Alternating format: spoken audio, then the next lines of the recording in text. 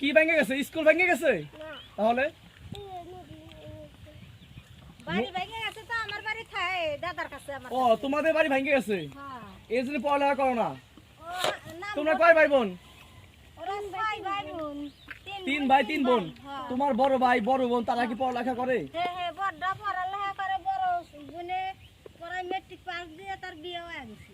তোমার মা বাবা কোথায় থাকে? ওই যে নতিপুর, এই নতিপুর বাড়ি থেকে বড় খোলা তখন বয়সে। তোমার বড় ভাই বড় বোন সবাই পড়ালেখা করে, তুমি কেন করো না? আশেপাশে স্কুল তো আছে, একটা স্কুল ভাঙছে, অন্যান্য স্কুল তো আছে, কেন করো না? জানতে চাইবো যে বলে আর ভর্তি করে দিতেছে না। ওই বলো। জায়গা তোমাদের স্কুল এখান থেকে অনেক দূরে, হ্যাঁ। অনেক দূর, এর জন্য পড়ালেখা করো না।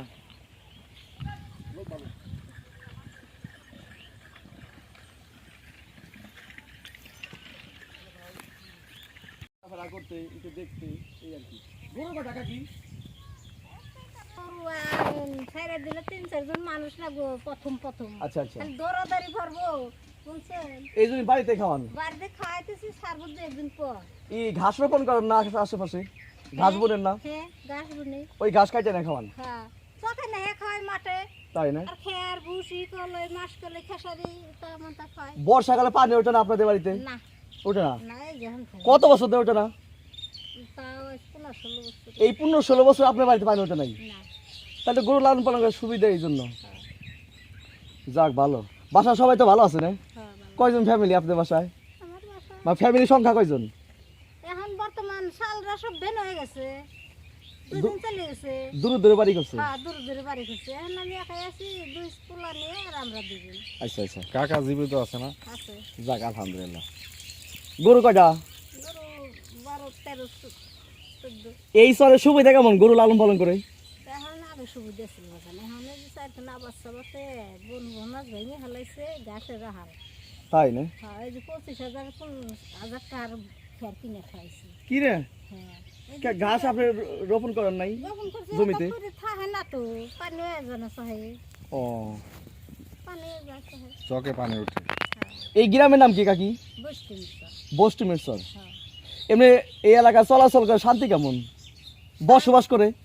শান্তি এখন ভালোই আছিল, এখন তো অশান্তি হয়ে গেল যে গাং বাড়ির কাছে আর মানুষ এখন চলে গেছে, এখন অশান্তি। এখান থেকে মানুষ চলে যাওয়ার কারণটা কি?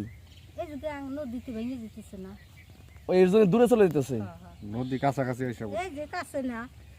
এখন নদী তো আপনার বাড়ির খুব কাছে চলে আসে, হ্যাঁ, সেই ক্ষেত্রে আপনাদের পরিকল্পনা কি ভবিষ্যতে কোথায় চিন্তা ভাবনা করছেন যাওয়ার? ভবিষ্যতে এখন খায় হইরে মরে বাড়ি করা লাগবো। আমাদের তো সমর্থ নাই যে পুরা নাই টুমরু জাগা মাগা করুম যান।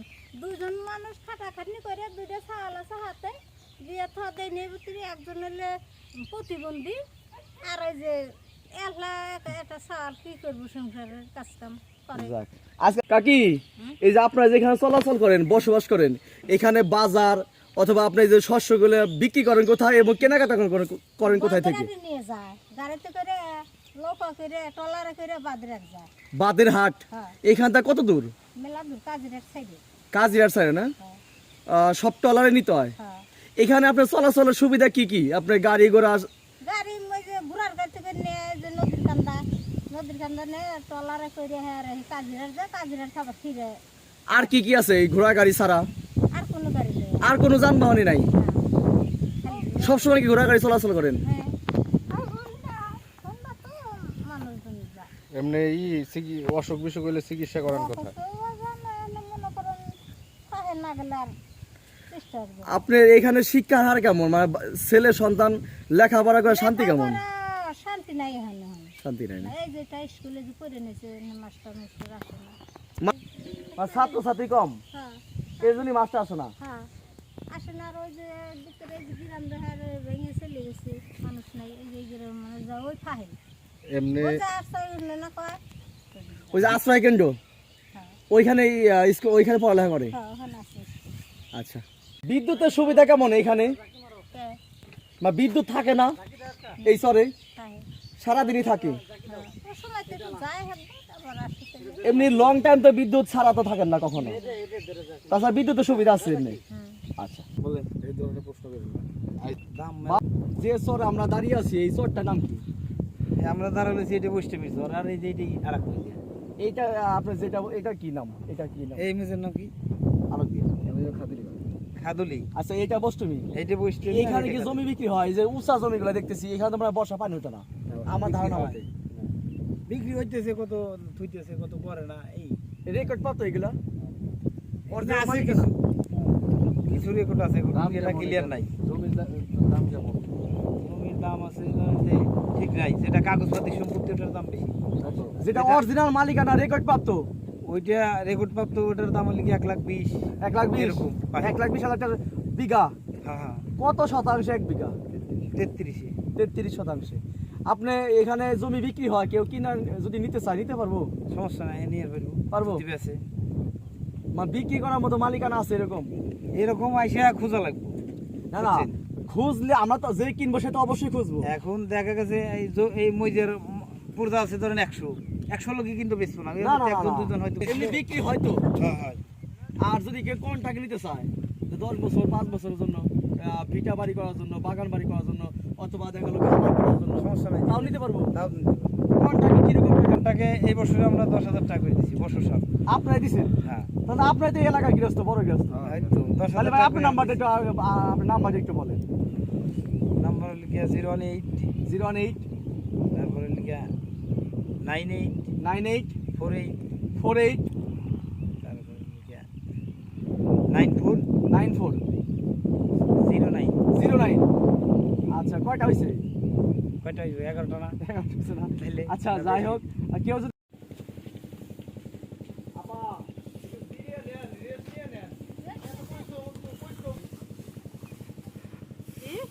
সরিষা বুনছেন কতটুকু? 1.5 বিঘা। না, সরিষা কেমন হয়েছে? ভালো হয়েছে। যাক, ঘোড়া গাড়ি যাই বইবো আর ঘোড়া গাড়িতে ফলাইবো। আচ্ছা, যদি না ফলায় আমি বলে দেবো যে দিলে ঘোড়া গাড়ি বই দিতে না আসে, আসবোই না। আপনার ভাই না এই কাজ চালাইছে। আচ্ছা আচ্ছা আচ্ছা, ঘোড়ার গাড়িটা কি আপনাদের ওইটা? আপনাদের নিজেদের এই ঘোড়া গাড়ি আছে? আচ্ছা আচ্ছা, যাক, আলহামদুলিল্লাহ। এখানে এই চরে ঘোড়া গাড়ি তো সবচেয়ে বেশি আপনার চলাচল করে থাকি, মালামাল আনা নেওয়া। বাজার ঘাট কোথায় থেকে করেন আপা? ও আচ্ছা, পশ্চিমী আর নাম নৌকায় করে, নৌকায় করে তারপরে ঘোড়া গাড়ি। তারপরে ঘোরা গাড়ি। আচ্ছা আচ্ছা আচ্ছা।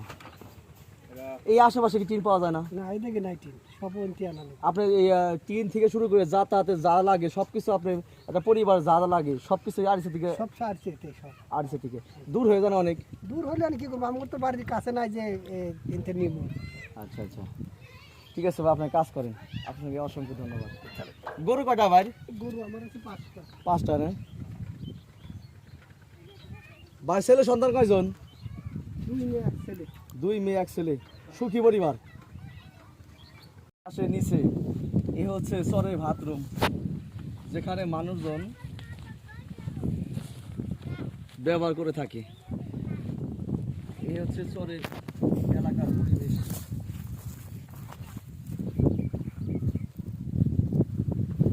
ভাই, তোমার স্কুলে স্যার কি ঠিক মতো আসে? প্রতিদিনই আসে?